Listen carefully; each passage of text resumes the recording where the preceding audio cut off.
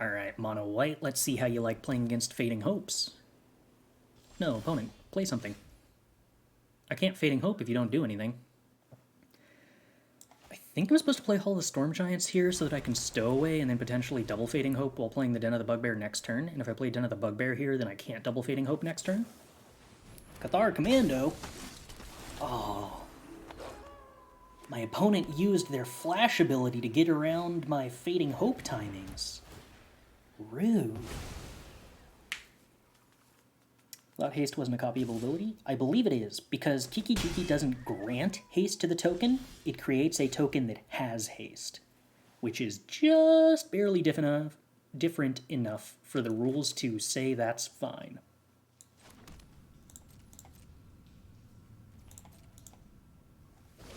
Having haste and gaining haste, really, is the big difference there.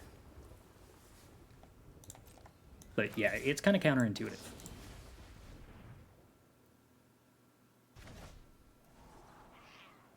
Yeah, we can definitely play Calamity Bearer. The trouble is that the Mindlink Mech combo doesn't work very great against Cathar Commando, unfortunately. So we're just going to play Calamity Bearer and then end up trying to copy with Glasspool Mimic. Kind of expecting this gets Jwari Disruption, though. Main deck Disdainful Stroke? I guess. Maybe? That doesn't seem good, but okay.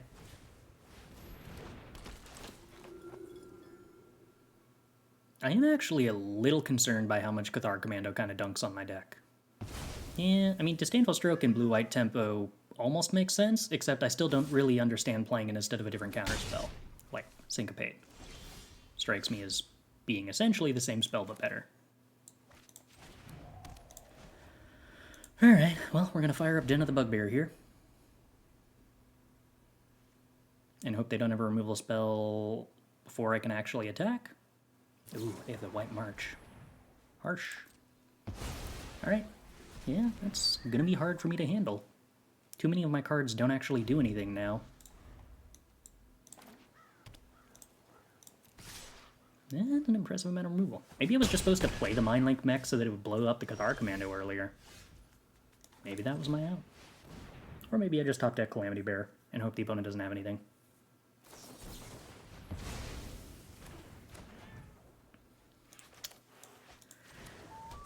Well, sometimes you don't get to beat a tempo deck that has exactly enough answers to answer everything. Sometimes that is how it be. Alright, let's top deck a creature. No, Expressive Iteration isn't good enough. Malevolent Hermit probably is, though. Well, could be. The possibility exists for this to be good enough, if the opponent doesn't draw anything else that's meaningful.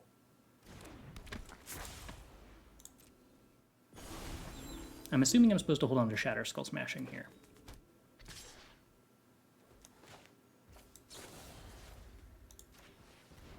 I'm unlikely to be able to beat Cave of the Frost Dragon. That is an unfortunately good draw. So I have 6 mana. I'm 1 mana short of Shatterskulling 2, playing Mindlink, but they also have a Spellbinder anyway. Jeez, just so many hits in a row. Harsh, harsh, harsh, harsh, harsh. That's the wrong card for them to have taken. But does not do enough. I guess maybe it doesn't matter because they can blow up the Mindlink Mech with Cathar Commando, so it doesn't represent being a flying blocker anyway. Yep. Jeez. Yeah, maybe I should have just played the Mindlink Mech earlier and gotten it to blow up the Cathar Commando. Maybe that was just a significant error. Alright, let's trim some of the expensive cards against a tempo deck. Trim a Fading Hope, play some Cinderclasms, and a Flame Blessed Bolt. Abrade becomes interesting. Malevolent Hermit, probably not good enough, but close. Fading Hope is the card that I'm probably not supposed to be running against what I think ends up being a resource match post board. I think that's probably right. Boarding in the Cinderclasm is alongside more 2-drops that die to Cinderclasm feels wrong. Stowaway? Unfortunately, we can't board in more than 4 stowaways. Okay. This is a hand of magic cards that I'm allowed to play. Do I want to try to Glasspool Mimic Malevolent Hermit in this matchup? I don't think so, which I think means that I end up playing Glasspool Mimic as my land on turn 1 so that I can have double blue. It's stronger curving Expressive Iteration that way. And Overcharged Amalgam is a card, probably not a great one, but a playable one. Portable Hole on Hermit. Hate to see it. We get to Expressive Iteration. Put Overcharged Amalgam in hand, play a land, hold up Flame Blessed Bolt for when the opponent hits us with the Spellbinder, which is going to take Overcharged Amalgam, which isn't great. Oh, hey, cool, tap land. Alright, don't mind seeing that. Malevolent Hermit. Opponent's pause would probably indicate Jwari Disruption or Syncopate. Cathar Commando. Alright, that we can kill. Still holding up Hermit.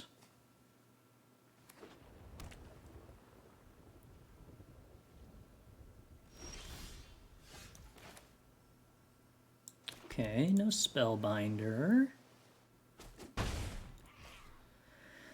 I just pass and hold up Overcharged Amalgam then? Or do I play the Fable of the Mirror Breaker? The opponent's on blue-white flash. They might have boarded in Annul, but they didn't see Fable. They only saw vehicles. Resolving Fable of the Mirror Breaker is certainly better than resolving Overcharged Amalgam, but the likelihood of resolving Fable seems a little lower. I think I'm still probably supposed to try jamming Fable, but I don't really understand the opponent's list and what cards they're likely to be running enough to confidently say which of these is better. Alright, that's sweet. Annie Shiro, how goes it? Okay, what else you got here, opponent? Something to make me sack Hermit? Doing okay? Quite sleepy? That's been my life for the last week. Yeah, okay. Wandering Emperor is not a card you're allowed to have. You successfully forced me to sacrifice my Malevolent Hermit.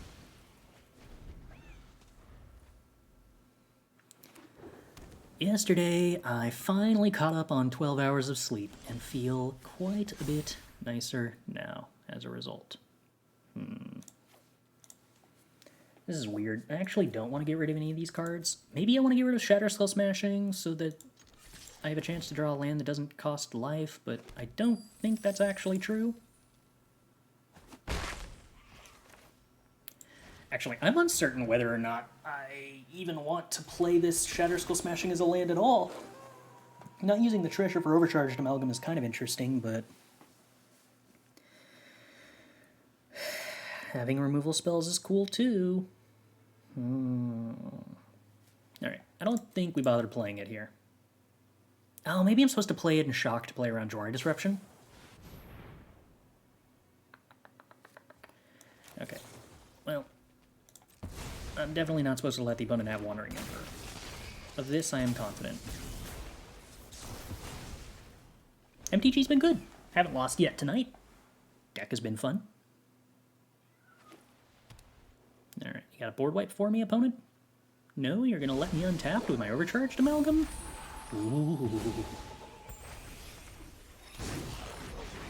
Alright. I would like to start drawing some cards, if that's okay with you, opponent. Sweet. Thank you. Play a land drop. Pass the turn. Don't mind the fact that I'm not playing this Malevolent Hermit, opponent. I definitely don't have anything meaningful that I'm holding up or anything. Emiria's Call. Alright, well, I would like to win the game, so we're just gonna counter that.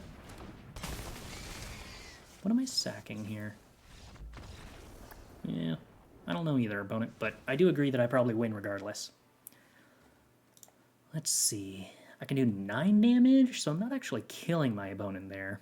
It hurts to sack the Seafaring Werewolf, but no, I'm probably supposed to sack the Overcharged Amalgam. Do I play formats other than Standard? I play most every format that's on Arena, but Standard and Alchemy most often. Just because that tends to be formats of upcoming tournaments the most frequently. Kind of just want to play another Overcharged Amalgam and another Malevolent Hermit instead of the Calamity Bearers, especially on the draw against this deck. Do I play in Paper as well? I haven't played much for the last 2 years, but yes, I do play Paper as well. I enjoy getting to travel to Grand Prix to play in them when that is available. I do not think we are going to keep this hand. This hand, however, is considerably better, and I'm probably going to ship the Mindlink Mech. Alrighty, so we have a little bit of removal. The Cinderclasm and the Malevolent Hermit are not best friends in terms of me figuring out how I'm going to sequence this. But Suspicious Stowaway is a lovely card that I enjoy getting to play when I'm allowed to. Cathar Commando! Oh no! It's a card I want to Cinderclasm, but my Stowaway is so good! I love how good Stowaway is against flash decks. Just forcing them to play derpy cards at sorcery speed that they don't actually want to do. Now here we're in trouble because all of my cards are good. Alright, we're going to get rid of Shatterskull Smashing. And then play the Fable. Which the opponent is free to blow up if they want to, because it's already a 2-for-1. I'm going to play more cards at sorcery speed, opponent. Wait, Spellbinder. Do you just feel obligated to take the Cinderclasm here because you have to? Like, the Cinderclasm is currently a 3-for-1. I mean, it's actually a 3-for-2, but, you know, still feels pretty good. Yeah, alright.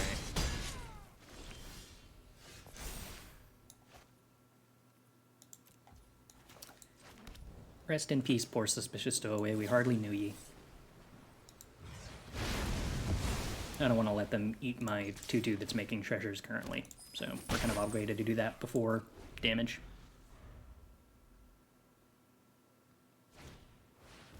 Oh no, Suspicious Spellbinder. I'd like to kill that Suspicious Spellbinder, please.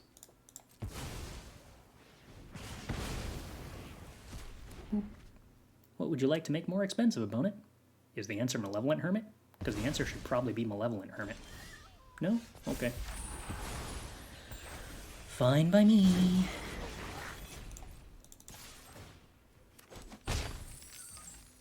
Well, let's go ahead and play Malevolent Hermit then. And this land, I guess.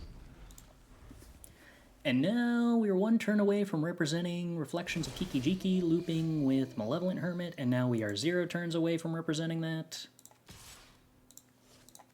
Alright, let's go ahead and attack with this. I don't want to run any of my other creatures into a Cathar Commando blocker here. I just don't need to expose myself to that risk. Not when I'm currently representing, like, multiple Malevolent Hermit counterspells. Yeah, so let's go ahead and make a copy of Malevolent Hermit, and then sack that copy to counter negate.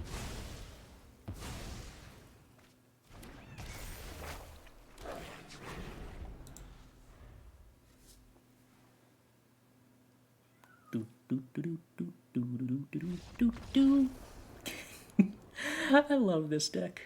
It's so jank, but it still wins anyway. It's beautiful. The Amalgam seem a bit weird in this list, even if they seemingly paid off last match. Yeah, they're definitely kind of weird, but cannot deny that the synergy with Kiki-Jiki is extremely fun. But on a scale level of playing it for the power level and playing it for the memes, they are probably the most memey, least power level of the cards in this deck. This is not a hand that I am excited to play against Kamano Faces Kakazan with.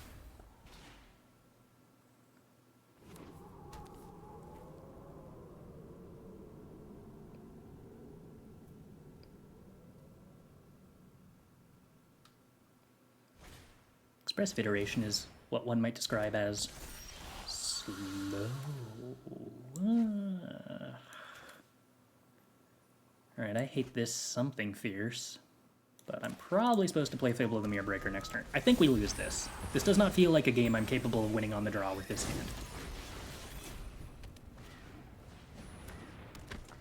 Seismic Wave instead of Cinderclasm. Maybe?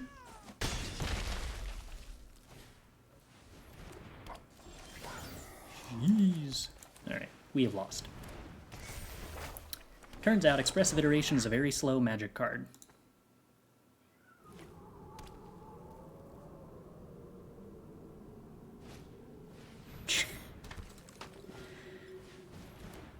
Okay, I see what you're doing. That's kind of cute. On the other hand, I'm now very happy that I have Cinderclasm in my sideboard. I have cosmetics. I got these lands. They're like technically 3D. I don't even know if these come in non-3D versions.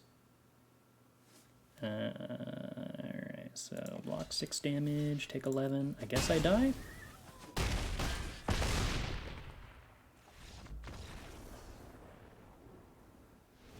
Guess I die. Alright, I'm assuming I'm supposed to board in the removal spells and the creatures that block.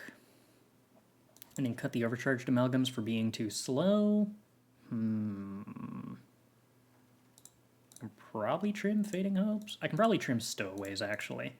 This does not seem like a good Stowaway matchup. I think I'm allowed to play one Parallax card, because if I only have a single Parallax card, I won't get confused about what it is. And so if my basics are Parallax, then that works. Maybe? Question mark? Alright, how much cheap interaction against aggro can we draw? That's not gonna work. This sort of functions? Maybe? Not particularly well. What am I getting rid of here? Calamity Bearer? I mean, probably Mindlink Mech. Mindlink Mech and Calamity Bearer are both cards that just don't seem good unless they're together, is the trouble here. Alright, let's get rid of Calamity Bearer. On turn 2, I don't know whether I'm going to hold up Cinderclasm or Malevolent Hermit. Probably depends on what my opponent does for turn 1. If they play Kiki-Giants, then I'm going to play Malevolent Hermit. If they play a random 1-drop, then I'm probably going to hold up Cinderclasm.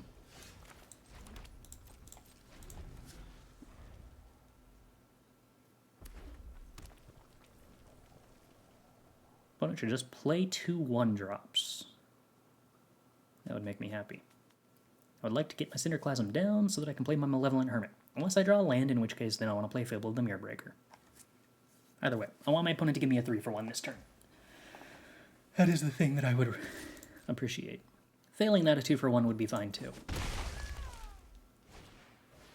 I will accept your 2-for-1 opponent. Oh, never didn't have it.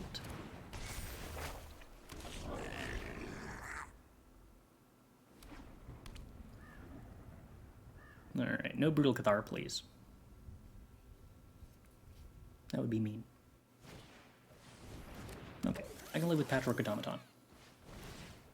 I can also live with a rabbit.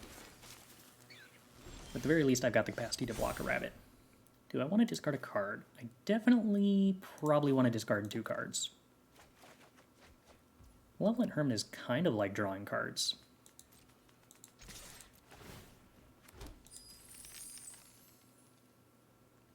Oh, I should have played the Malevolent Hermit and then Flame Blast bolted the Patchwork Automaton before it could block, but luckily it didn't block, so who cares. Am I supposed to play Mindlink Mech so that I can do the combo next turn? Huh. Is it even worthwhile? I don't know.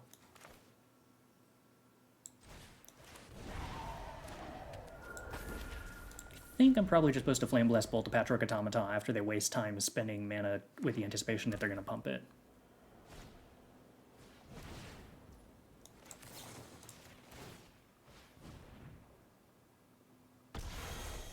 I hope this works.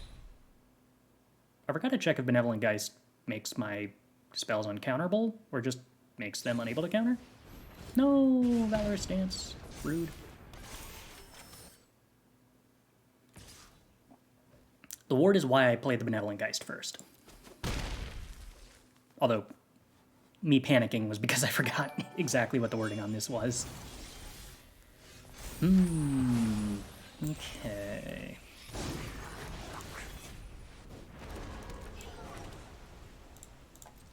Then let's go ahead and attack here. And see if we can survive long enough to kill the opponent. They seem to be low on cards, which is a good sign. P.D. Marest. Thanks for the follow. Glad you're enjoying the stream.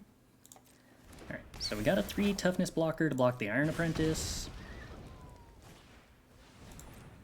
Or not.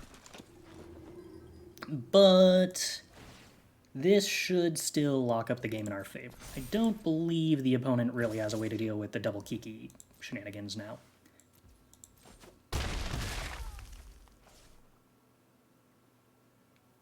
I mean, they also probably don't have a way to deal with the Hall of the Stormgiants combo either.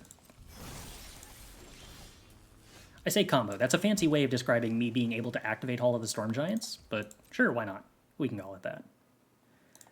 Alright, let's go ahead and just hold on to as many blockers as we can. I don't know, might as well play around Embercleave. I got nothing better to do with my time.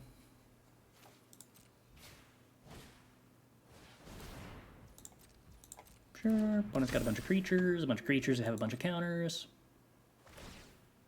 Want to make 2 Kikis on my last end step. Their last end step, both of my Kikis were summoning sick.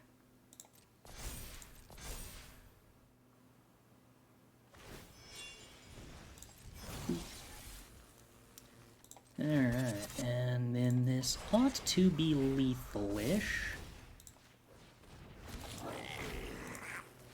Or like, extremely lethal, probably.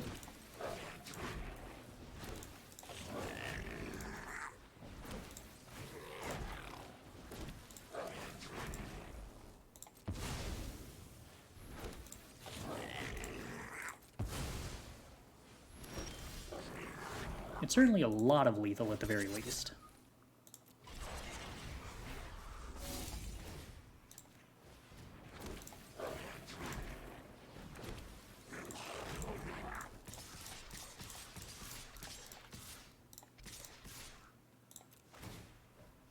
Oop, I forgot to attack with 1. Shoot. I don't know why I thought this one was summoning sick. Or rather, was non-flying. Hey, Guguano! Thanks for gifting some subs. I appreciate the support a lot. I think we're probably still good here. I should probably be trimming a Fading Hope for a Calamity. I should probably be playing Annul, shouldn't I? Well, maybe not, actually. It's not like it hits anything other than 2-drops. But Patrick Automata makes me want more low-cost interaction. Huh. I mean, we're probably good. Would I ever play this in a tournament? Yeah, I think this deck actually is, like, starting to convince me that it's serious. Maybe not, like, a pro tour, but close to it. Yeah, alright. This seems fine-ish.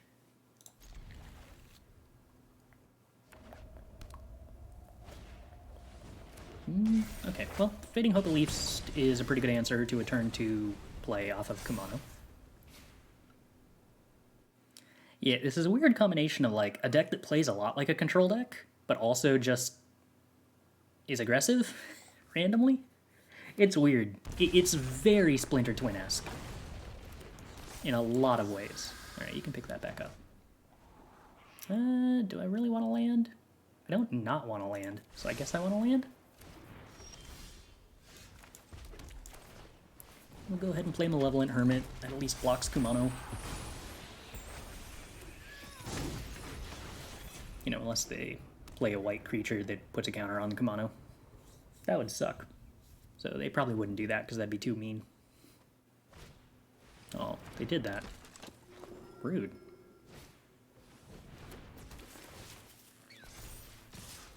Do I really want to block Rapid Battery here? Yeah, probably. Alright, Kumano. We'll find an answer to you eventually, don't you worry. Huh. Fable of the Mirror Breaker's awkward. I feel like I still have to kill this Luminarch Aspirant, though. Painful though that may be.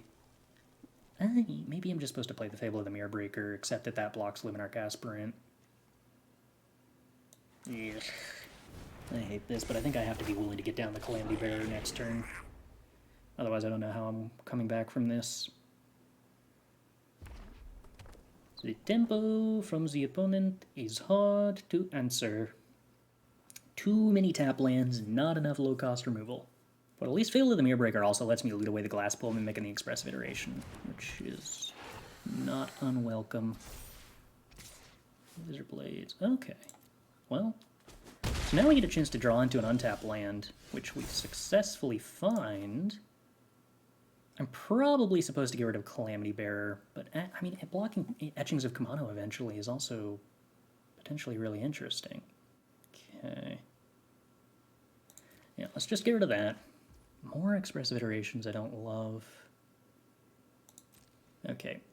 We sack the token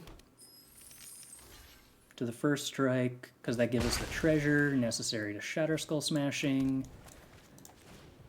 Forces the opponent to decide whether they want to use their protection spell to protect the Lizard Blade or the Aspirant here. I'm assuming they protect the Lizard Blade. Put us to 6.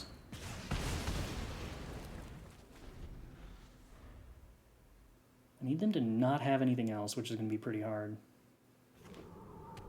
Okay, 1 land is a start to them not having anything else. Isn't that less damage? What? Okay. I'll take it. Huh. Well, now I get to play Calamity Bearer, which blocks the Etchings pretty well. Or rather, I can chump block the Etchings and then eat the Lizard Blade? Might be for the best. Probably better than trade. I mean, both of those are actually probably pretty fine for me. With a bunch of Expressive Iterations and Flame Blessed Bolts in hand. If my opponent doesn't draw something meaningful here, I feel like I'm just actively advantaged now. Valorous Stance will give me a pretty tough time. If that's what they find. Blows up Calamity Bearer. I feel like they have to attack here, and at least kill Kiki-Jiki, even if they draw a land. They can't leave me with the ability to make a copy of Calamity Bearer to block. That's not acceptable to them. Because, yeah, they can sit back and represent a double block on Calamity Bearer so that I can't attack, but just... Oh, okay, you can de-equip and then attack with everything separately, I guess? Oh, okay, cute. Yeah, that's a worthwhile use of all the mana. Fair enough.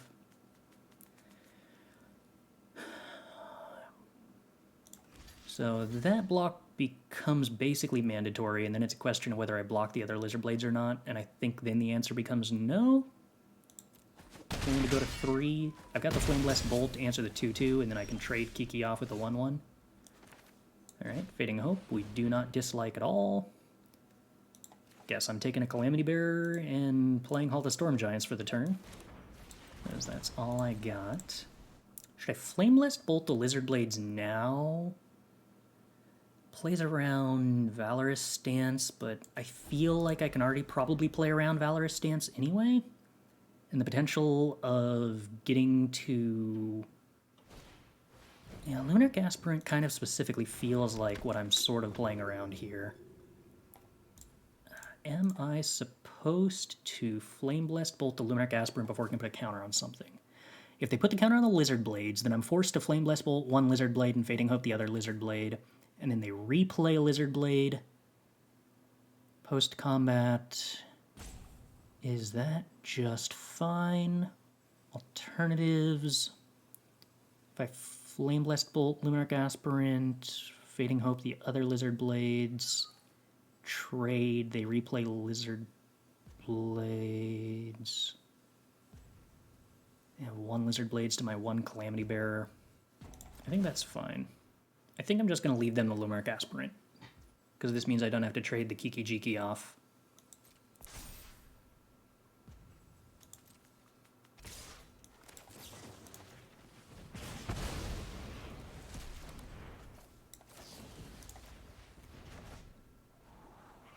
Shatterskull is the best draw. Thank you, Dick. Petrokatamaton's not fun. Gross. Okay, well then, guess I'm just back to playing Calamity Bearer. I mean, the Kiki's not summoning 6, so I feel like this is still pretty close to winning. Maybe? So let's see, Calamity Bearer times 2, 4, 8 is 24. So they'd have to chump block with every creature. This should leave them dead. Oh, no, okay. So this attack makes them not dead because I'm forced to make a copy of Calamity Bearer and block with the copy of Calamity Bearer. So I don't get to attack with 3 Calamity Bearers. This, on the other hand... Okay. What's the strategy here?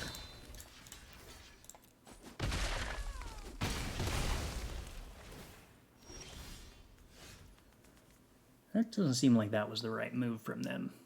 So 6 times 4? Is that probably lethal? I feel like that's probably lethal. I think that's like 24 damage, probably. Yeah, that's 24 damage. Sweet! Alright, I don't know if I should have won that, but I'm happy that we did. This hand's kind of awful, but we are on the play and it has Fable on turn 3, so I guess the rest of the hand being awful isn't, like, horrible? Probably? I don't know. What's the worst that could happen? The answer to that's usually nothing. Nothing happening is one of the worst things that can happen. Don't I draw a disruption? Thank you, opponent. So that's not Vanishing Verse? Because they don't actually have Vanishing Verse mana up? What else would they have that... March? Oh, because March can actually target anything, so the auto-tapper lets you act as though you could March. Sure, whatever. Oh, we're getting the rematch. Fun. Alright, let's pitch a bunch of lands. Looking for things we are allowed to play. Perfect. This time around I actually get to use my Fading Hope. Love it. Don't really want more Fading Hopes, that's fine. And then we get to Mindlink Mech, which sets us up for the combo next turn. Delightful. I assume it's too likely that the opponent can wind up with a removal spell for me to actually have the combo, but have I finished Elden Ring yet? No, I haven't played much Elden Ring in the last week or so. I somewhat doubt from the amount that I've heard about how much content that game has that we're going to end up finishing it up this weekend, but I am probably going to be playing a lot of it this weekend. Would appreciate if you didn't Vanishing Verse any of my stuff, opponent. Yeah, okay. March the Mindlink Mech is acceptable.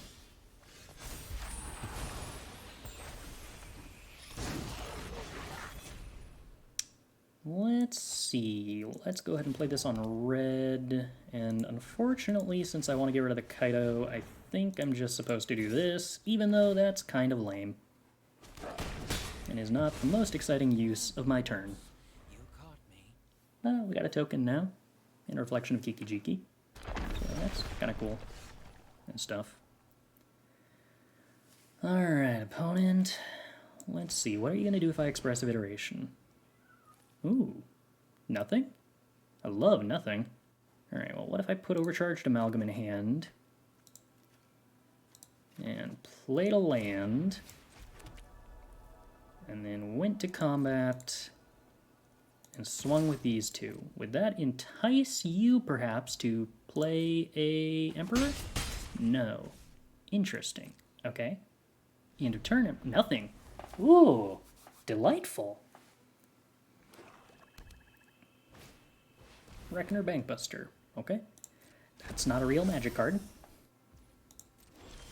Cool. Cool, cool, cool. Cool, cool, cool. Cool. Alright, well then, let's go ahead and attack for 1. Sweet. And then shock Shatterskull. And play a Stowaway.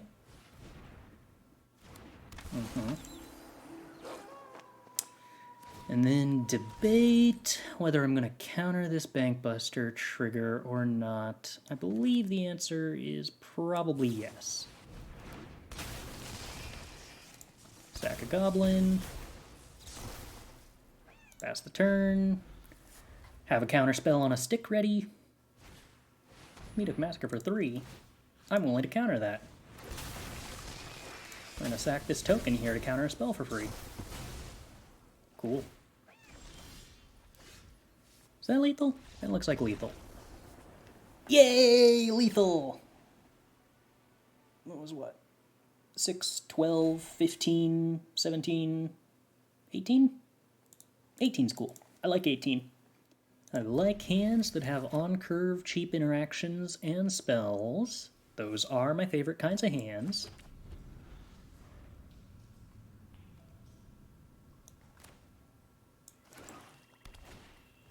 No! Concealing Curtains isn't boltable. Very sad. Highly disappointing.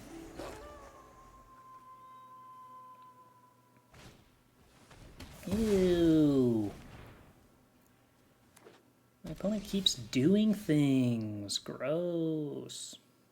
Huh. Alright. Well, now this hand doesn't actually function very much, which is kind of awkward. I guess I sort of assume I'm just supposed to play the Mindlink Mech so it doesn't get stolen. Oh, but then they can steal Glasspool Mimic. Okay, well, Hermit Glasspool Mimic then I suppose is probably what I'm supposed to do. Alright, so now they get to steal my Mindlink Mech. This makes me sad. If they were polite, they'd steal Flameblast Bolt, since I don't actually want that card. Yeah, this deck is kind of interesting in that all of its cards combo, but so many of its cards combo that you don't actually care about, like, combos in your opening hand. Ooh. Alright. That's exciting.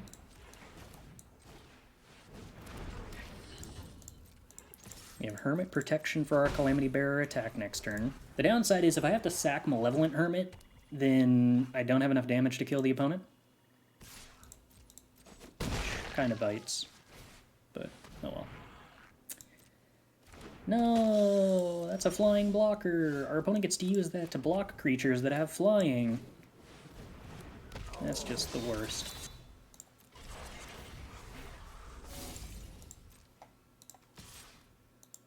I'm assuming I want to keep the Malevolent Hermit around rather than letting the opponent... Oh, okay. Well, opponent goes to 2. Flameblast Bolt, unfortunately, incapable of going face. Oh, okay. Well, here we go, I guess. I wonder if the opponent didn't realize how much damage they were going to take. What do I think is the best alchemy deck? My assumption is all around probably some version of Grixis midrange at the moment. But I also believe Hinata can be built to beat anything. The question is just predicting the metagame right on any given weekend. I don't seem to be able to get this too low or too high today. Let's see. Black-white Welcoming Vampire means probably Wandering Emperor and Wedding Announcement. I'm going to assume Flameblast Bolt isn't good here. I'm going to assume Malevolent Hermit is fine. Actually, wait, no. Abrade is a card I'm probably supposed to be playing against. Is it ever right for Flameblast Bolt to be played with fire? I don't know. I suppose there's probably not that many times where Flameblast Bolt exiling something is relevant in Standard. So maybe play with fire is just better?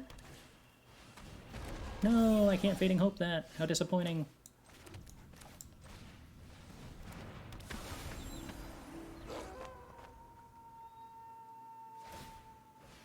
What things in Standard that exiling matters can we think of? No. My opponent has all this tempo. Sort of, not really. Reckoner Bankbuster isn't actually tempo at all. Kami? Yeah, Kami's possibly a big deal. That might just be worth enough. Whew, that is not an exciting hogger mauling, opponent. I am sorry for you. You know, I think we can kind of just keep all this. Disappointing, but probably correct. I know, I'm sad too, opponent.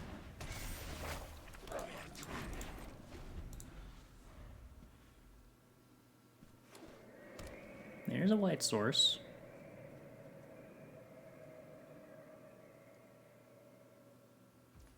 Yeah. And you're not likely to see a lot of Hermit decks that main deck Hermit. And Flame Blast Bolt is probably a card we're typically going to cut against those decks anyway. Ah, successfully found a land at long last.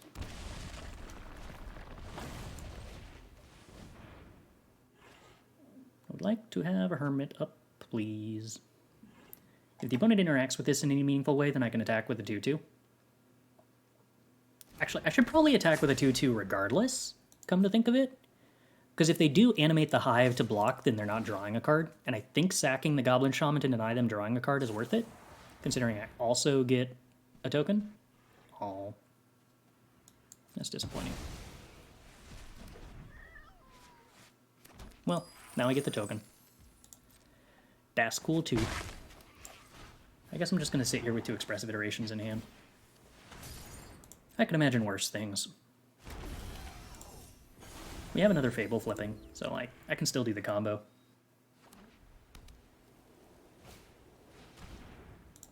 Okay, Light of Toshiro, that doesn't matter, but also implies that our opponent's playing the black... should I crew Mindlink Mech? No. I should have sacked Hermit to counter that, then, maybe? Unclear.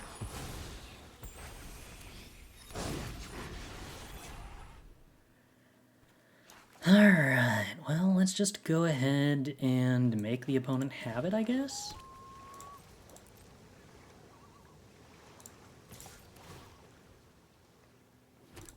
What am I even trying to say? They're playing the black 5 black spell. 4 black and 1 colorless? What's that cycle called? Invoke. They had the black Invoke in their deck if they're playing Life of Toshiro. No. Oh, but they did it on our instep instead of our main phase, which makes this slightly easier. Okay, I was going to say, did I need to full control that? But not quite. Okay, so we copy and response. Then Reflections goes away. Then we pass the turn.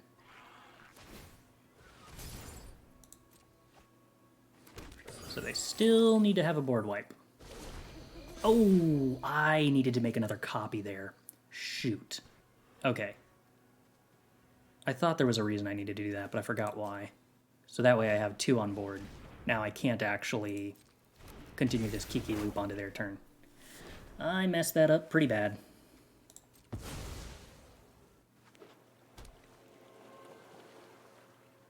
Well, this is losable now. Whoa, whoa, whoa, whoa. Okay, well, I wanted to copy Den of the Bugbear and then make a copy of it, but yeah, that's why I need to hold full control, because it doesn't actually give me priority in response to those triggers for some reason. Well, I mean, that's also pretty good. I do just like when I draw out of my own mistakes. Makes life easier.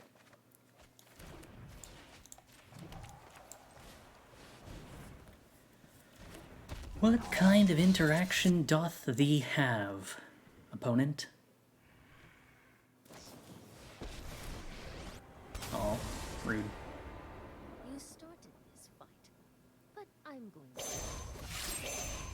Alright, well that means I don't get to kill them. You're done. But I do get to kill Wandering Emperor, at least.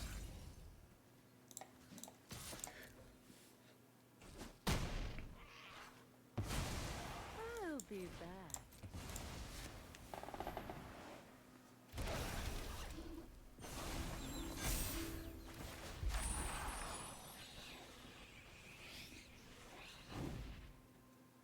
It's awkward how much easier this would be if I just had gotten to have, like, 4 giants attacking that turn for lethal.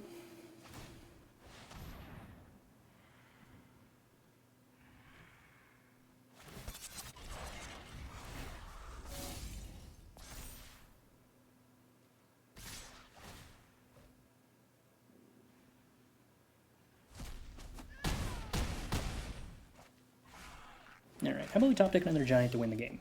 No? Awkward. There we go. Alright, that should be good enough, right?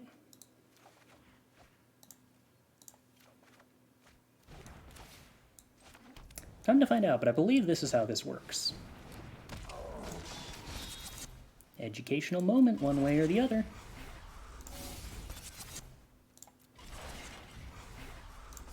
That is how this works. Sweet! Never didn't have it.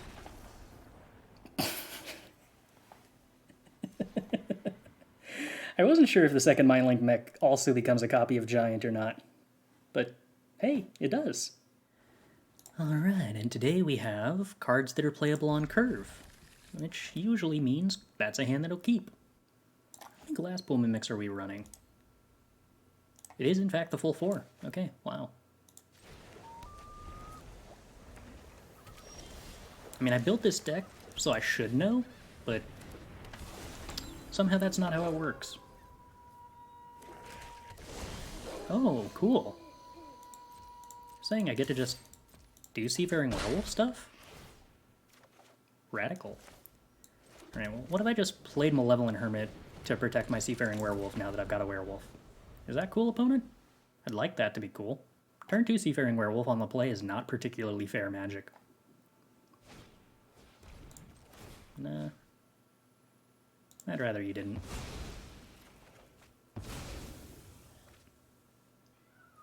But they could play another removal spell now. Or they can't. Bummer. I feel for you, opponent. Life's tough out here in the streets. Ooh, Fable of the Mirror Breaker. Don't mind if I do. I'm gonna loot away the Fading Hopes that I'm not expecting to be super useful here.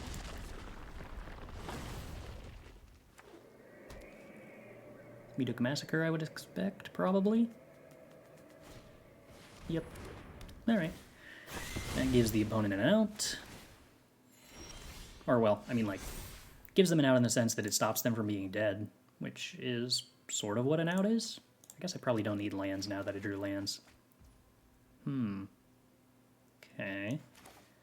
So let's go ahead and Expressive Iteration. Alright, well, I was planning to play Mindlink Mech, but I guess instead I can play Mindlink Mech.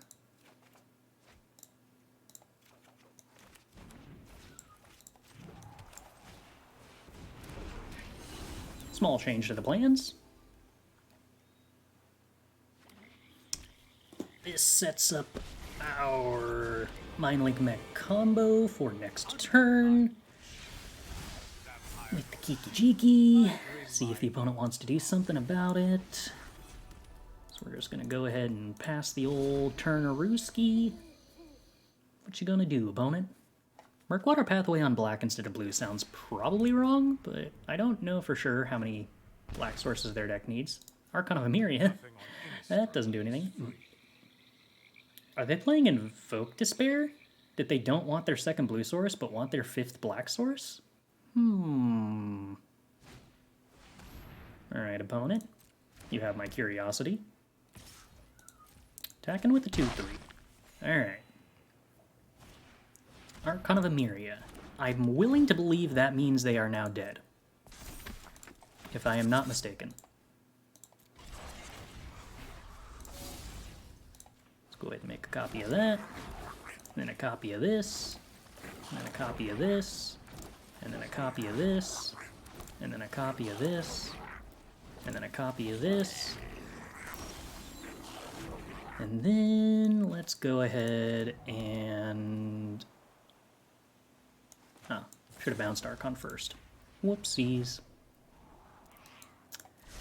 Now I have one less mana to do stuff with. How lame. Alright, let's crew Mindlink Mech with that. And let's make a hasty 4/3, and let's make a hasty 4/3, and I'm just gonna guess this is probably lethal.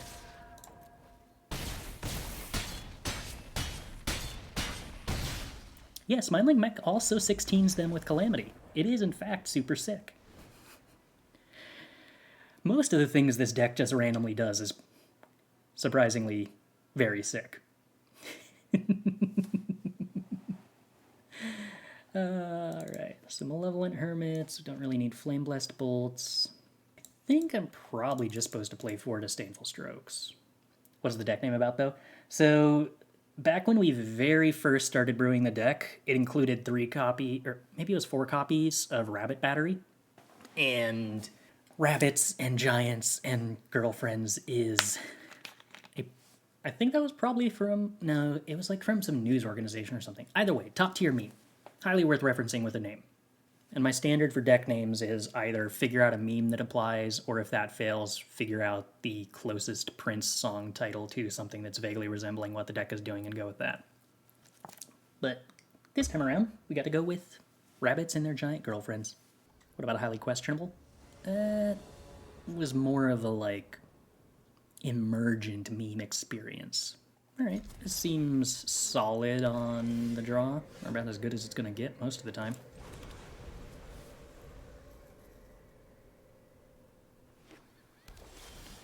I do love when my opponent doesn't do anything. Stowaway versus Hermit. Probably Stowaway on 2 is better, considering I'm going to use my mana on 3 regardless. Aha! I'm very happy my opponent didn't hit my Malevolent Hermit with that. Oh, Mindlink Mech and a Calamity Bearer is tempting, but given that it's not actually lethal here, unfortunately, we will be electing to play Fable of the Mirror Breaker instead.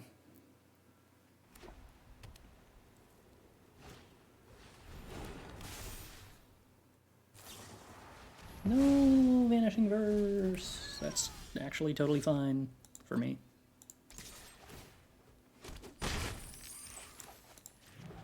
Alright, so let's go ahead and play Mindlink Mech and Malevolent Hermit and hope that the opponent's follow-up to this is not exactly Meathook Massacre.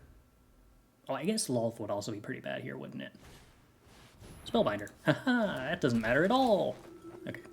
So unless they have untapped land removal spell, I should win now. Right? Oh, no, it matters because they can block. Shoot.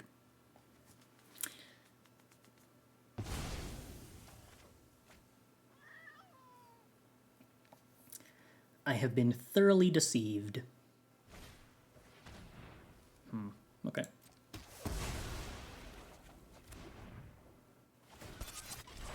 That's not...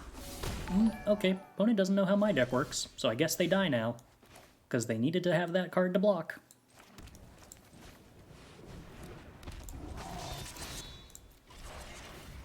Well, this is a learning experience for everyone involved.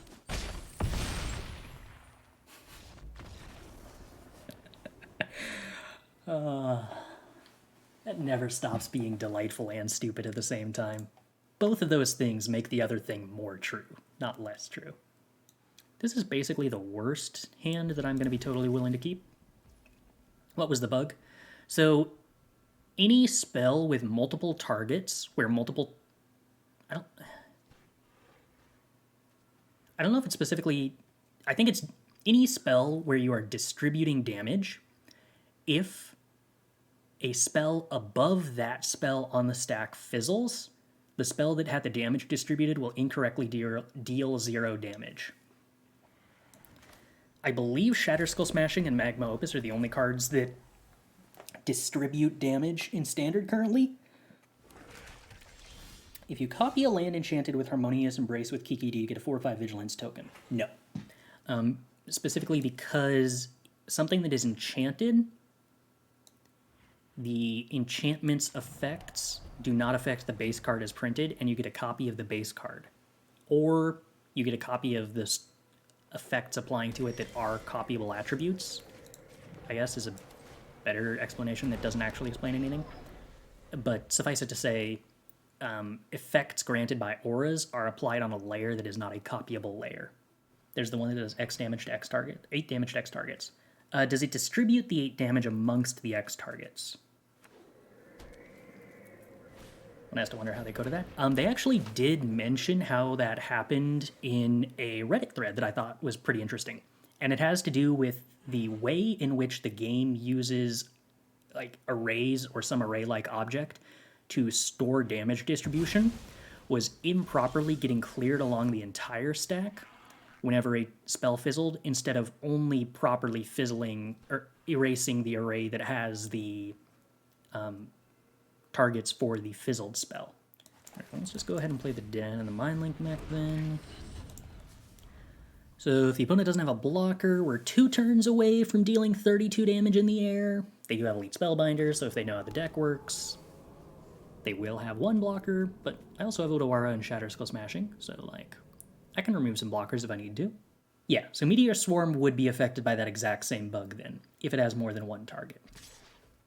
Or rather, if it is cast for more than 1 target.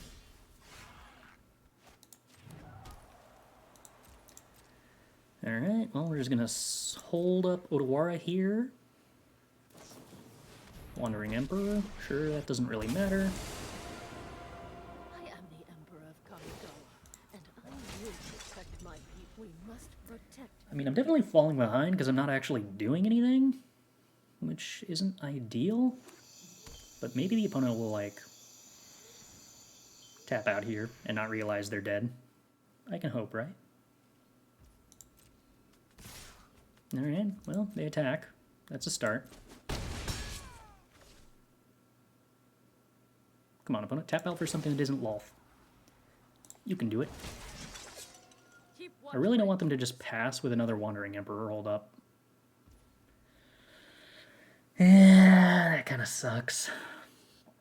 Now this could also be Vanishing Verse, which is also a problem.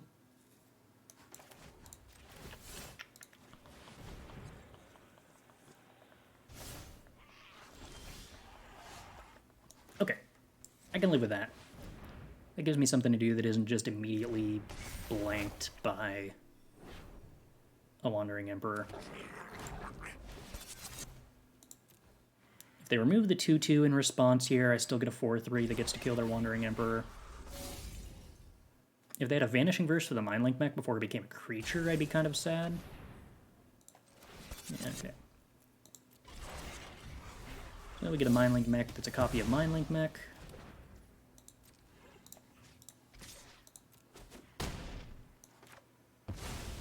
I'm never done for good. Okay. Well, we're definitely flooding out a tiny bit, which is going to make this awkward. Magic Missile getting countered by that bug would be especially funny, wouldn't it? Alright, 5 damage down to 7. Sure. We may discard 2 cards. Do I want to, though? Probably not. I gotta be careful about the Hive. Means that I do actually have to kill some of their creatures here. And in a way that does not leave me dead to Wandering Emperor, which represents 6 damage.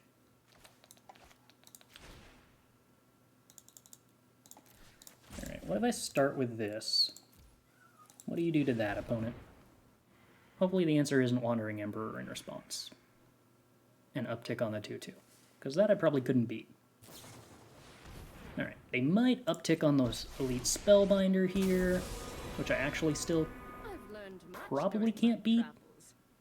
No. Okay, this I actually can beat. Beat's a strong word. I can do literally anything at all about it.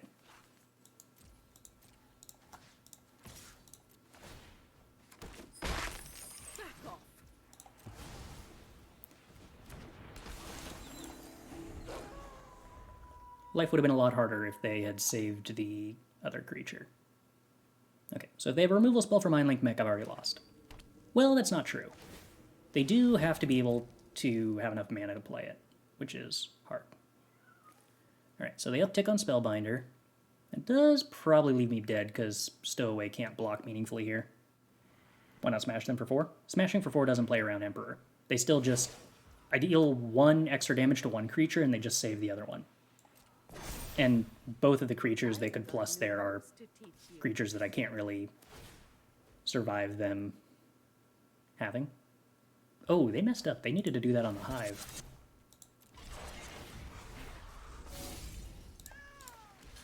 I guess they didn't want me to trade with the Spellbinder, but now the Hive isn't lethal next turn. which means if I find an answer for the Spellbinder, I stay alive. Guess I gotta draw a card here. Find a Fading Hope. Or a You should be scared. Mindlink Mech. But that won't do it, right? I guess they could still uptick on the Hive next turn, since I couldn't actually kill the Wandering Emperor this way. But if I drew a Fading Hope, this didn't work for them, because then I could den kill the Wandering Emperor and Fading Hope the Elite Spellbinder. I wonder if I actually had to do that anyway, because I was only drawing one card. I think I did actually have to do that, and not doing that was a mistake. Alas.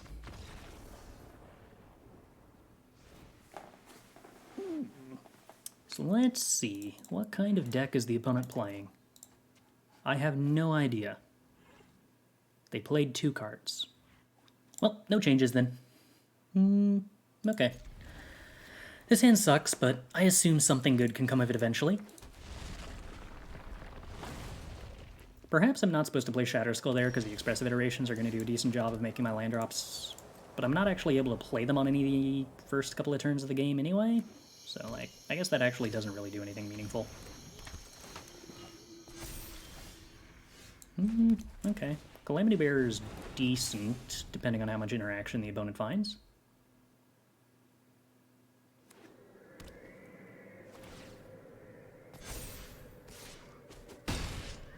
Would prefer if the opponent didn't... Okay, cool. That's not a card that matters. That actually makes me extremely happy. Alright, let's go ahead and play Calamity Bearer. Do a quick 16 to the opponent, and then find out how much interaction they have after that. So they can leave back Tainted Adversary to block the Calamity Bearer, or they can choose not to do that, I guess. Sure. Yeah, okay, well, they can't just be dead to a creature. That works too.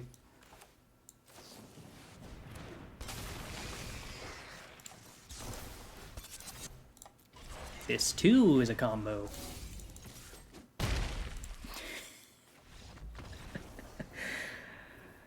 I don't know if I feel like I accomplished anything when games like that happen, but here we are. Alright, I'm probably supposed to cut an Overcharged Amalgam for a Flame Blessed Bolt, if the opponent is playing Luminarch Aspirants. Maybe I'm also supposed to play Abrades, but like, I don't know. Alright, we'll cut Hermits for Abrade. Why not? There can't be too much that's wrong with interacting with the opponent's creatures when I'm on the draw. Well, a combo. Whee.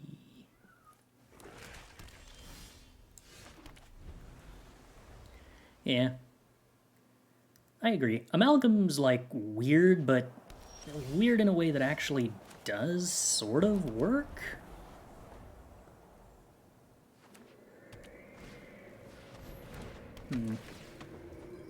I assume I'm supposed to let Spellbinder resolve and then bounce it.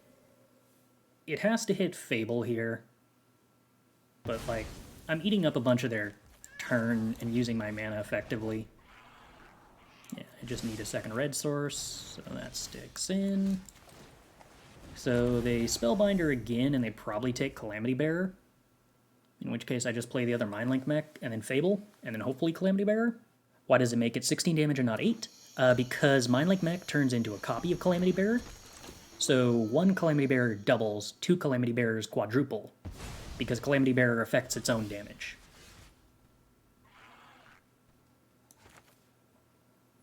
And we get to play Mindlink Mech, get to play Hall of Stormgiants. Am I going to be doing any of the metagame challenge? Probably not, it's draft, right? I know nothing about this format's draft.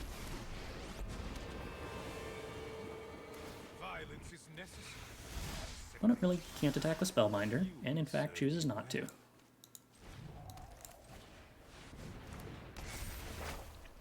Do I want to sack a Mindlink Mech just to make a mana? Yeah, because it also gets rid of Spellbinder, which is probably just worth me doing.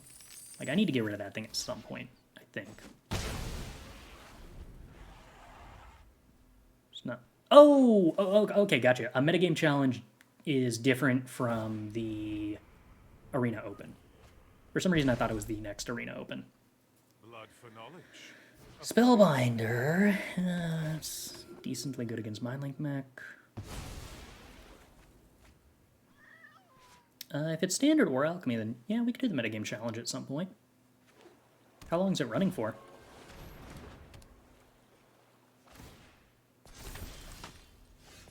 Ooh, Fading Up's tempting. But the opponent's at 17, huh? Harsh that 17 is not 16, so we do not successfully force them to... Oh, I guess they also have the 2-3 that can block the 2-2. No combos for me today, Bulmer. I guess I can actually do this, though, can't I? No, because... Okay, so no attacker. Let's just go ahead and Expressive Iteration. Alright, 2 lands is not exciting, but I guess fine-ish. I didn't do a very good job of explaining my thought process there. Trying to figure out ways in which I can attack with Mindlink Mech involves removing Elite Spellbinder first, but because Soaring can downtick to make a second blocker, anything that I can set up with like Otawara and Fading Hope there, or just Fading Hope, play Calamity Bearer, attack with Mindlink Mech, still results in the opponent just having a bunch of flying blockers next turn anyway. So by not interacting with any of the blockers here at this point in time, I am hoping I can convince them to attack with one of them, or do something with Soaring that isn't downticking. And then maybe I can get there with a Fading Hope. I don't think I have enough mana now to Otawara, though, because I've cast that Expressive Iteration. Maybe that was a strong reason not to Expressive Iteration. My way. Meathook Massacre seems pretty bad for them here. Red mana means Tibalt. Okay. Which gets to downtick on Mindlink Mech. That's harsh. I could choose to bounce that with Fading Hope. Should I?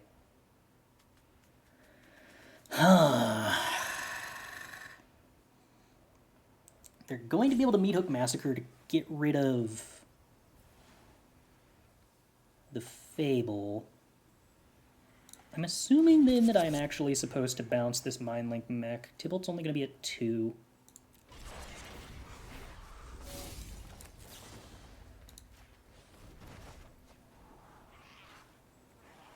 Abrade does probably seem good for removing Soaring tokens.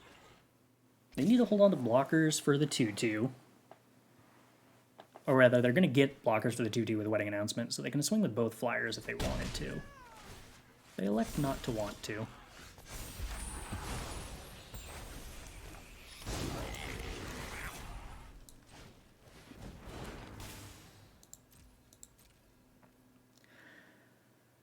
So I could Abrade this 2-3, swing at the Tibalt, they have to double block.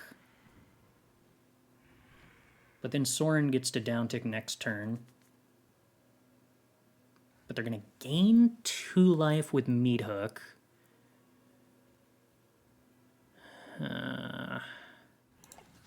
I'm assuming I'm supposed to do that to stop them from drawing a card.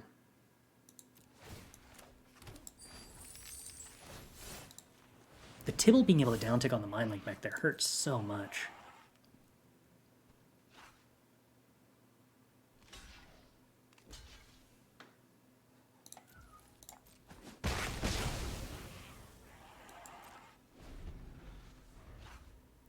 If this Mindlink Mech had haste, I could...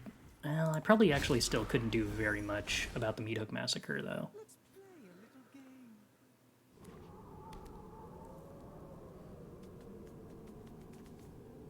Wedding Announcement transforms at the end step, so I'm going to be able to kill a Soaring token regardless.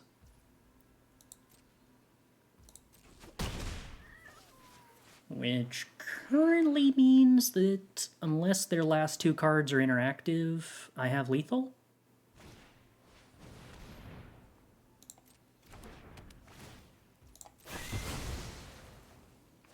They go up to 16, which is exactly how much damage I can deal.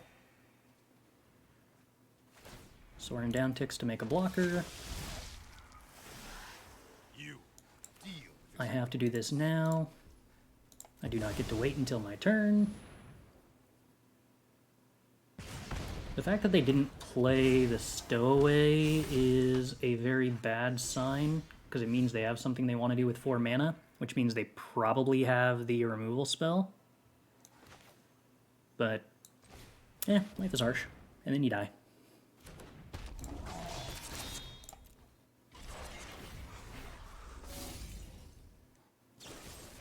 Yep.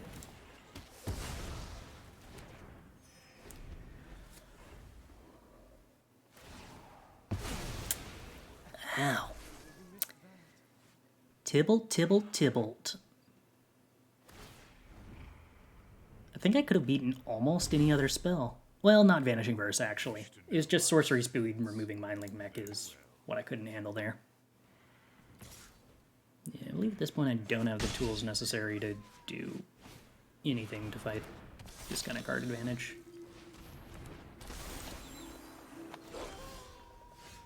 Nope. Okay. Good game. I'm gonna go use the restroom real quick. Then we'll see about doing the metagame challenge. No, so many ranks lost. Alas. Speaking of which, before I go, what has been our win rate with this deck? 10-2. Alright. That's not too embarrassing. Not usually up this late, but turned on your stream on when I got into bed. Now I'm awake at the PC again. Aw. Sorry I wasn't relaxing enough in that case. Alright. Well, take the keep, because if you're allowed to play Stowaway on 2 or Fable on 3, it's probably a hand you're supposed to keep. I'd like to see Chris do well, but I'd also like to see if you fail miserably. In what, the metagame challenge?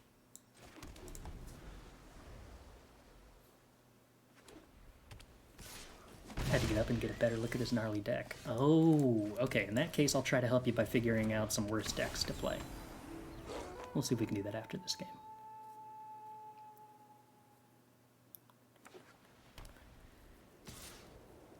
I'm, like, actually sort of convinced I'm supposed to just chump block this rabbit here.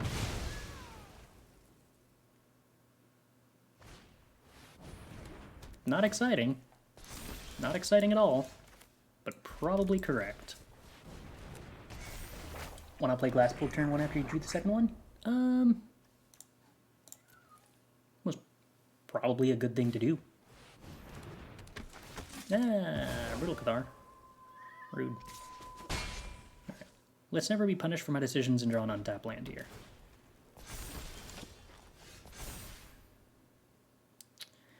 Let's get rid of Glasspool Mimic and probably Fading Hope. Oh no, I've been punished for my decisions. Wow. This hasn't actually ever happened before.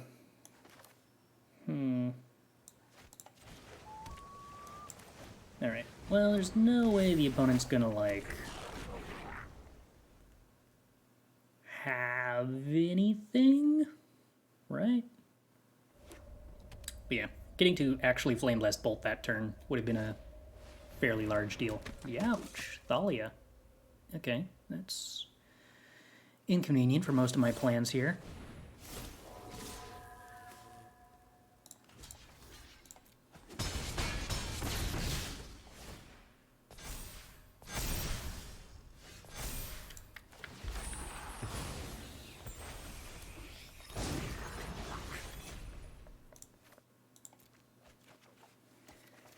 Alright, well, okay. Fading Hope.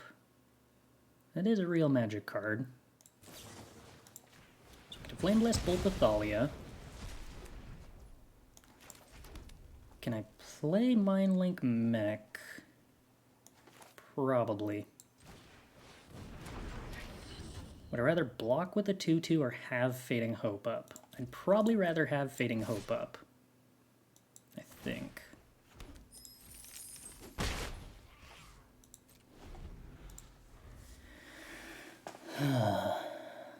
Hopefully they animate Den of the Bugbear here, and I get to get rid of that, and then I'm only taking 9 damage.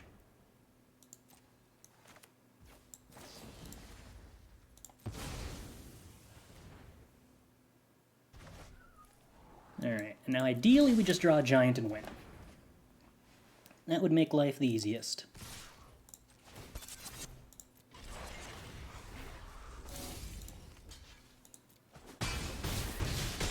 I forgot I could block. But still, let's draw a giant and win. Wow, we didn't draw a giant. I'm sort of surprised. Okay, well...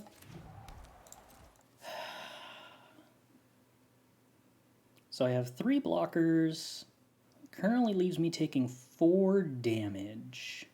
But I need to have lethal on the backswing. I think that means I probably need to play Hermit out. Even though that's not terribly exciting. And sort of limits my ability to actually have lethal on the backswing. Unfortunately.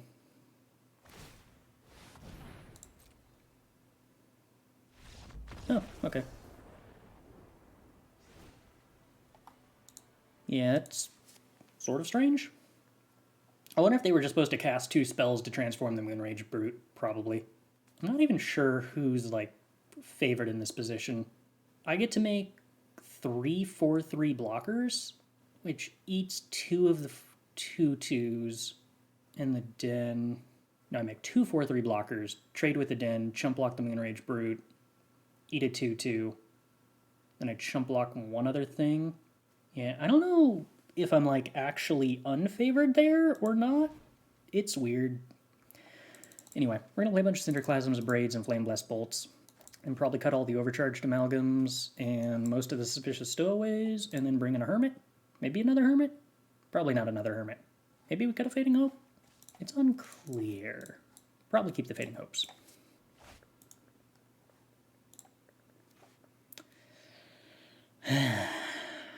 This is a really disappointing mulligan, but this is not good enough against an aggro deck on the play. An aggro deck that is on the play. Alright, this maybe I'm willing to keep, and I'm probably willing to keep. I don't actually love Fading Hope as an early game card, unfortunately, but definitely not going to 5. Mono faces Kaki-Giants. Well, I can certainly hope that my opponent doesn't play Thalia on 2. Wait, main decking Thalia in a deck that has Kumano and Wedding Announcement seems sort of crazy, but okay. Don't want Shatterskull Smashing.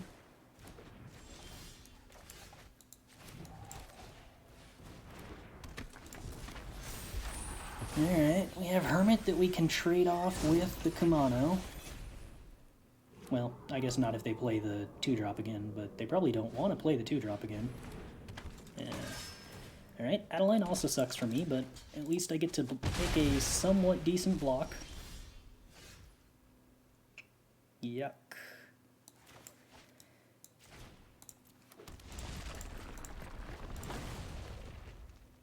This deck seems extremely legit. I think we're like 10-2 with it in Mythic, which is pretty solid. We'll see if they remember that they should put the counter on the 1/1 rather than on the Adeline. They do. Alright. Adeline goes back to hand. Glasspool Mimic, number the next one. Alright, well, I guess that's the plan, is we're just going to Calamity Bearer for the next couple of turns in a row. It's not a good plan. It's actually like a terrible plan, and I shouldn't have even topped that Glasspool Mimic because I'm not appropriately playing around my opponent having creatures that are removal spells by doing this. Definitely should have bottomed the Glasspool Mimic. But hopefully the opponent just plays an Adeline here. Nope, Brutal Cathar. Alright, that's exactly what we failed to play around. I deserve this.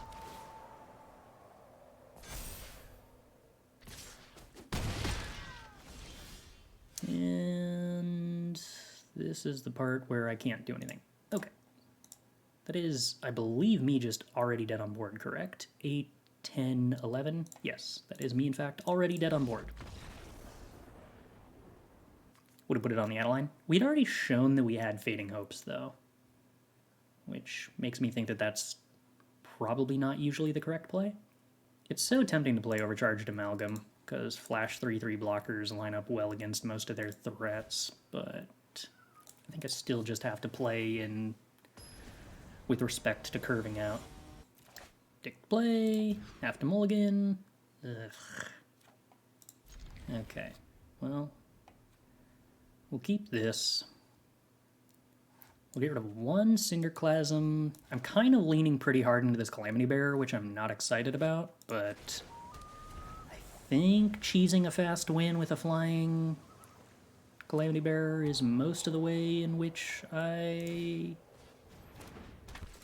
can do literally anything. 2 Calamity Bearers is not good.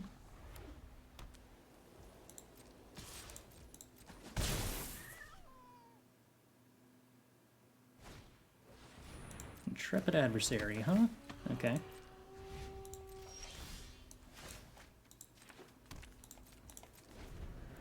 Well, I got a 2-for-1 with Cinderclasm here. That's something at least.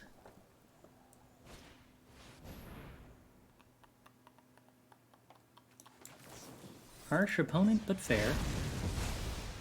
I'm going to need to draw an untapped land. Good enough? Probably not good enough.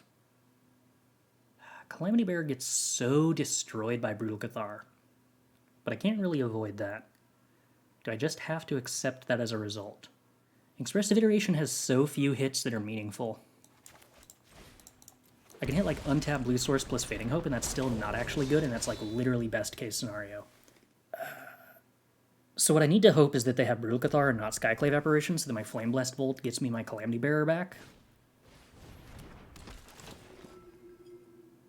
Okay, so they can trade Adeline off for Calamity Bearer here.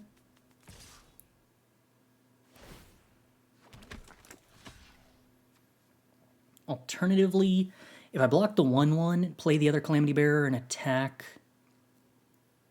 I'm attacking for 12... No, I'm probably just supposed to make this block.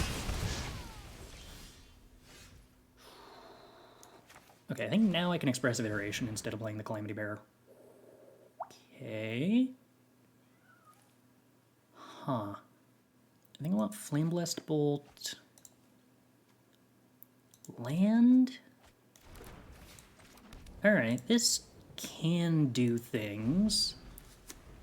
Now I have the mana necessary to play Calamity Bearer with protection from Brutal Cathar. Not from Skyclave Apparition, though.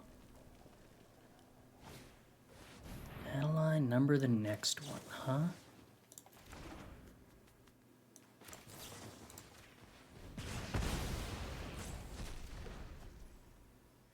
Do I need to kill this 1/1? Probably. I don't think I can allow them to get another 1/1 here.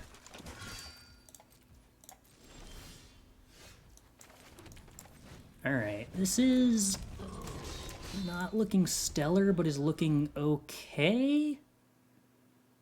I can sort of survive Skyclave Apparition at the moment. Yeah. Okay, Shipment of the Skulls is rude. There's a Skyclave Apparition. I cannot survive Showdown of the Scalds into Skyclave Apparition.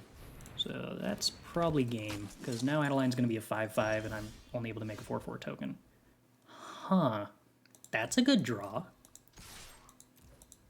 If they take this damage... Okay, but they can...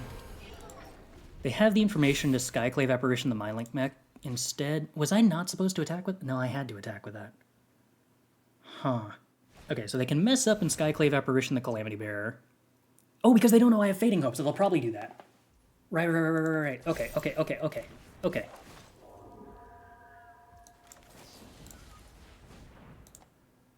I totally forgot the opponent doesn't know what my hand is.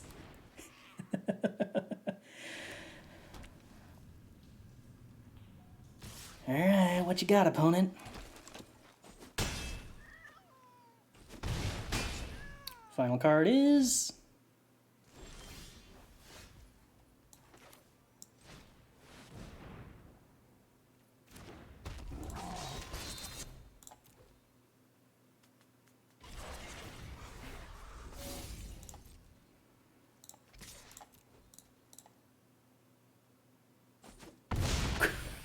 All right.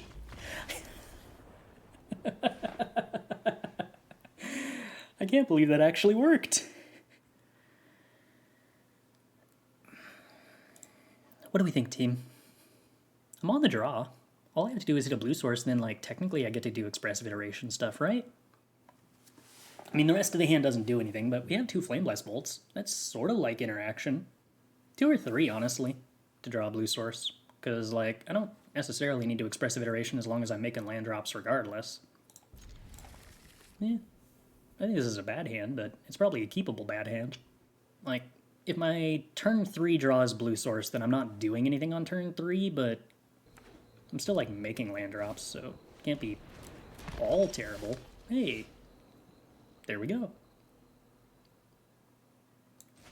I should probably just Flame Blast Bolt this Shambling Gas before I can do anything else.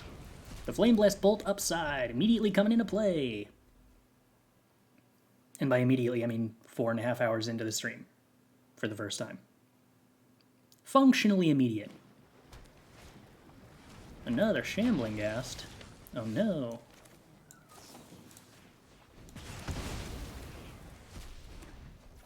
I don't know if that's correct to do, but it feels good, so I want to do it anyway.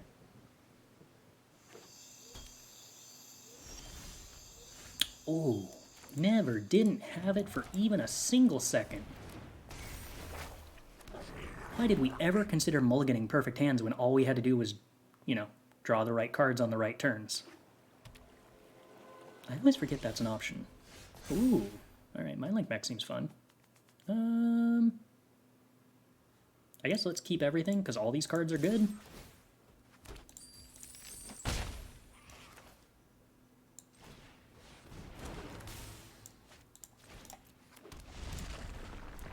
Alright, so now we just need to draw an untap land, and then if the opponent has no interaction, we get to combo off for like 1 billion damage. No! I failed. And by failed, I mean like do slightly less damage. I could have tried to kill them this turn, I suppose, but that sounds like less fun, and also probably less reliable. Experimental Synthesizer. You are allowed to draw a card, opponent. I mean, they were holding up instant speed removal is the real answer to why that probably wasn't a great idea. Alright, now let's go ahead and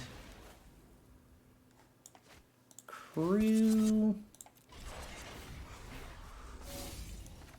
I don't know if crewing and having this resolved before anything else is, like, strictly correct, but now I have a counterspell to protect my counterspell.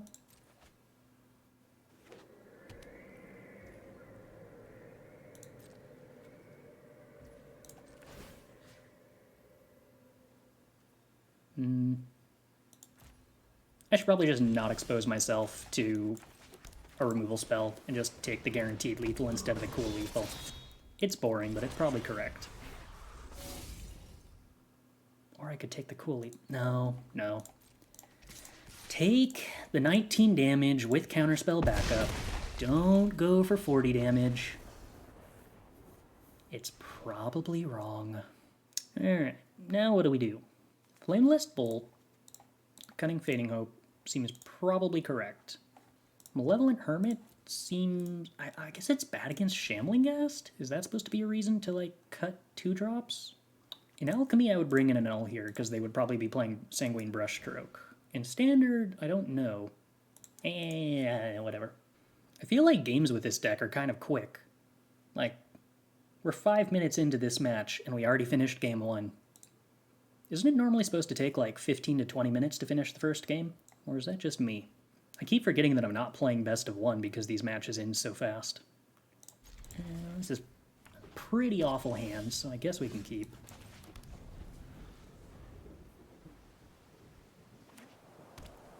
Oh, it's Mardu? I guess. I should have played Glasspool Mimic there. That was super bad. Now I have to Expressive Iteration to try to hit an untapped land. Ah, and we fail. I see.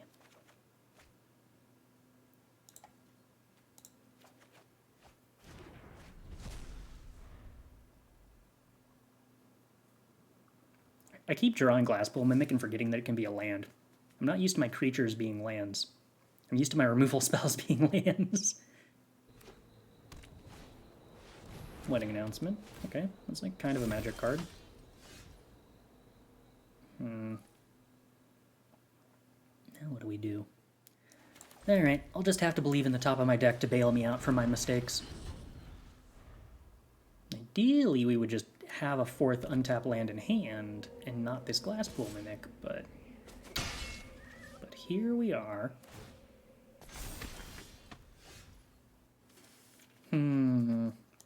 Alright, well, I think we still go with Expressive Iteration because the opponent held up a bunch of mana here. Okay, well, I guess we're sorted on lands for the time being.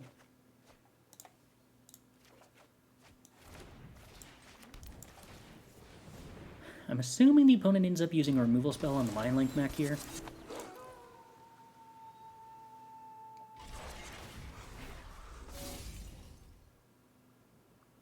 If not, we get to loot away a land. And conveniently, that puts the opponent to 16 life, which does leave them dead to Calamity Bearer combo. Okay. Don't mind Diddly Dispute. Stops them from getting to draw a card off Wedding Announcement. I'm actually surprised they didn't do that in response to me attacking, actually, because then they could have drawn into a removal spell. Eye Twitch. That technically could block, but Flame Blessed Bolt thankfully stops it from blocking. Alright, so opponent needs 2 mana removal spell for Mindlink Mech, or 3 mana removal spell for Mindlink Mech, or they die. We shall see. Flame Blessed Bolt the Eye Twitch. Opponent has no interaction for that. Very well. Play Calamity Bearer.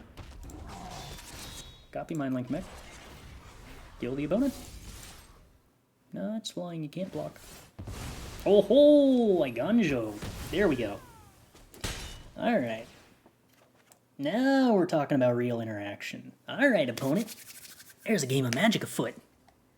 Here, let's get rid of Suspicious Stowaway.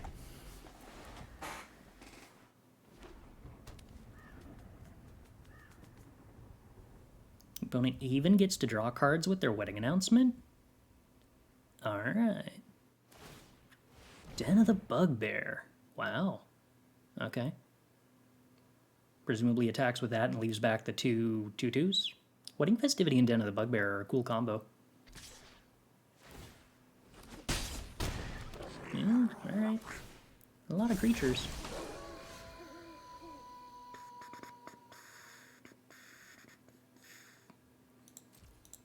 Alright, let's go with Seafaring Werewolf, draw a card. Play our land drop, play Fable, hold up Fading Hope, get Fable ticking down. So I have the ability to block 2 things. I can Fading Hope if they animate Den of the Bugbear, which is hopefully what they do. They have so many tokens that I might not actually be able to get out from under this if I assemble the Fable Overcharged Amalgam lock. I play the land drop, which is either a mistake or means that they're not going to animate the land. What does this card even do? Doubles tokens, sure. I'll make it look good. Creatures you control gain Death Touch until end of turn. Oh, alright. Yeah, I mean, Death Touch is cool. I can teach you. Death Touch makes my life hard. Oh, and then we didn't do anything? Okay. Well, gonna bounce that token then. More Fading Hope seem appropriate.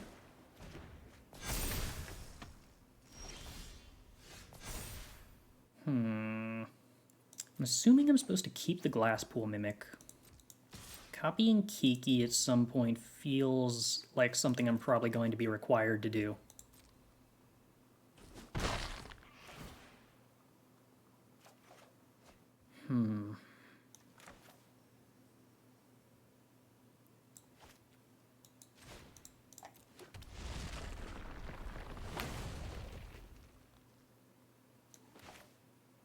If I play this Stowaway, I don't get to have Fading Hope, and I think I have to have Fading Hope for Den. Maybe I don't need to have Overcharged Amalgam, though? Maybe I don't need to have Overcharged Amalgam. I can't really play Glasspool Mimic here, right? How would I play it on? Calamity Bearer? Have 2 3/4s, but they uptick Kaya. I'm still sort of forced to block. Yeah. No, I probably have to play the Glasspool Mimic here. Which does turn into day, which sort of sucks a lot.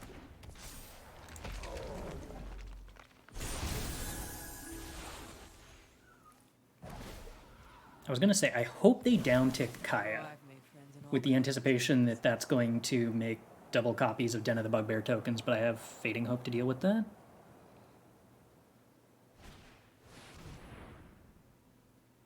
Okay, that's pretty adorable. I do love that a lot. Alright, that probably just kills me. I think.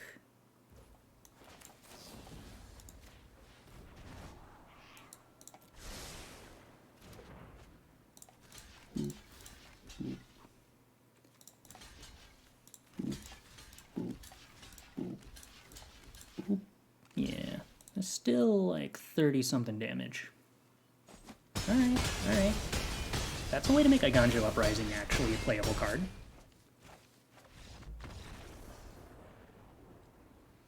Multiple Wedding Festivities, pretty strong.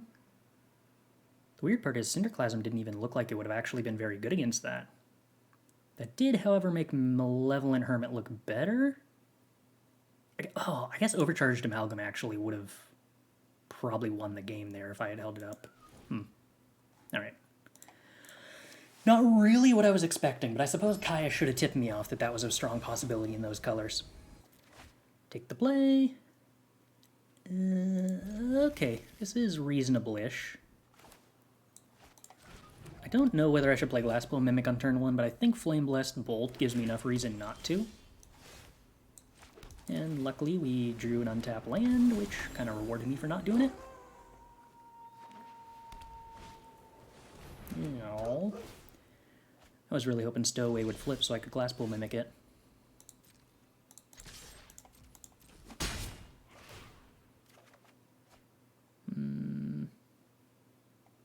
I kind of like all of these cards currently, so I guess we get rid of Shatterskull Smashing. Unfortunately, because Stowaway didn't flip, this isn't the turn 4 lethal.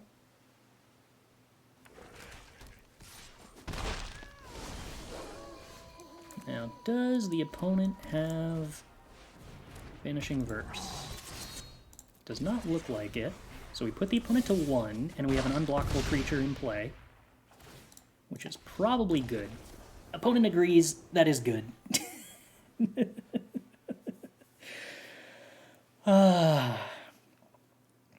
I love this deck.